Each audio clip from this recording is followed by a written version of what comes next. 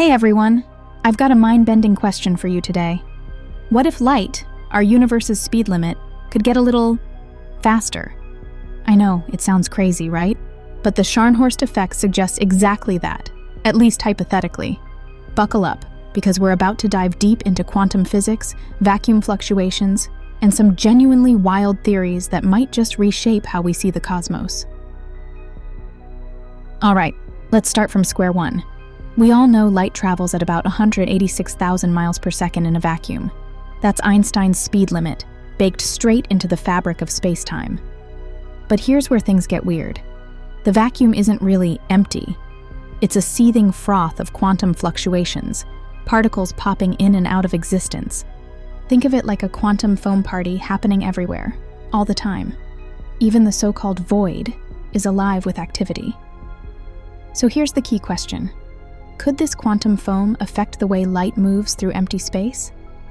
Well, in 1990, two physicists, Klaus Scharnhorst and Gabriel Barton, proposed that under very specific conditions, light might actually travel faster than usual.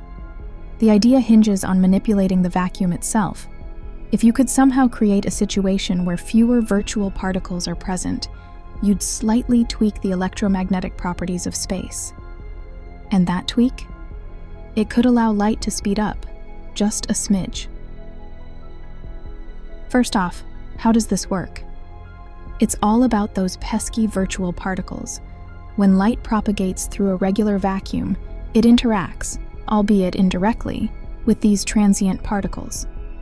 Think of it like a runner weaving through a crowd at a concert. Now, if you reduce the density of the crowd, the runner moves just a bit faster. Similarly, the Scharnhorst effect predicts that in specific setups, like between two extremely close reflective plates, the density of virtual particles could decrease. This phenomenon arises from something called the Casimir effect, which itself is a result of quantum electrodynamics. Here's the kicker. If the reflective plates are placed just nanometers apart, the number of virtual particles between them drops compared to the surrounding space. That altered quantum environment changes the vacuum's refractive index and, drumroll please, allows light to travel faster. But before you grab your science fiction goggles, there's a catch. The increase in speed would be infinitesimal. We're talking fractions of a fraction of a percent. Way too small for us to measure with current technology. Now, let's pump the brakes for a second. Even though this idea is backed by solid mathematics within quantum field theory, it's still highly theoretical. There's no experimental evidence confirming the Scharnhorst effect, and practical challenges abound. For one, achieving the conditions required would be, let's just say, astronomically difficult. But if we ever did manage to test it, the implications would be profound, not just for physics, but for our entire understanding of causality and space-time. All right, now it's time to level up. Let's talk about what this could mean for the fundamental structure of the universe. If light can exceed its normal speed, even slightly, does that mean we've found a loophole in relativity? Not exactly. Relativity still holds, as the Scharnhorst effect doesn't violate the laws of Einsteinian physics. It doesn't allow for superluminal communication, that is, faster than light information transfer, and causality stays intact. But it does poke some interesting holes in how we think about the vacuum, light, and quantum mechanics. And here's where things get really spicy. The Scharnhorst effect ties into ongoing debates about the nature of spacetime. Some physicists speculate that spacetime itself might be emergent, like a hologram or a fluid that behaves as a unified whole under certain conditions.